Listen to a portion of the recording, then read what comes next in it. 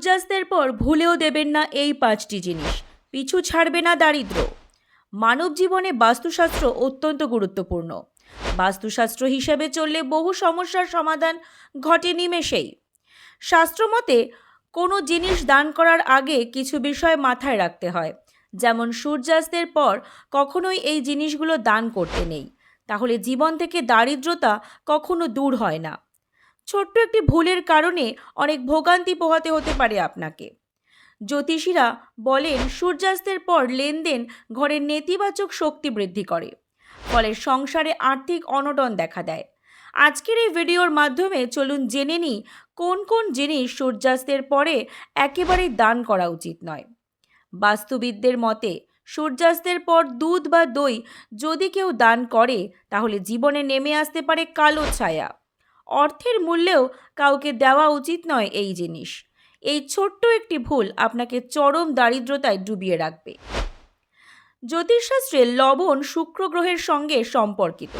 সূর্যাস্তের পর যদি কাউকে লবণ দান করেন কিংবা ধার দেন, তাহলে দারিদ্রতা কিন্তু আপনার চিরসঙ্গী হয়ে যাবে। পাশাপাশি জীবনেও অনেক সমস্যা দেখা দেয়। ঝাড়ুকে দেবী লক্ষ্মীর মতোই পবিত্র ও পূজ্য বলে মনে করা হয়। বাড়িতে কখনোই সন্ধেবেলা ঝাঁট দেওয়া উচিত নয়। জ্যোতিষশাস্ত্র মতে সন্ধেবেলা ঝাঁট দেওয়া বারণ। সূর্যাস্তের পরে ঝাঁটা ব্যবহার করতে নেই। সন্ধেবেলার পর ভুলেও কখনো সরিষার তেলের লেনদেন করবেন না। এই ভুল আপনাকে দারিদ্রতার দ্বার প্রান্তে এনে পৌঁছে দেবে।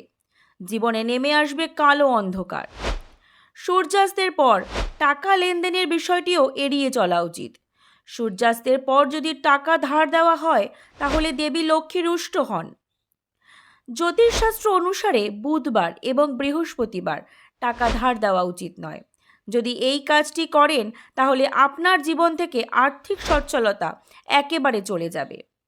ভুলেও কখনো সন্ধেবেলায় ঘুমানো উচিত নয়।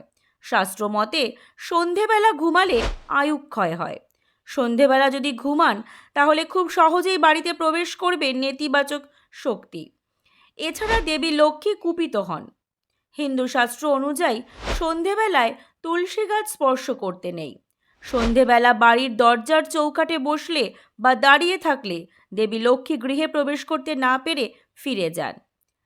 ভিডিওটি ভালো লাগলে অবশ্যই লাইক এবং শেয়ার করবেন, পাশাপাশি চ্যানেলটিকে ফলো করবেন।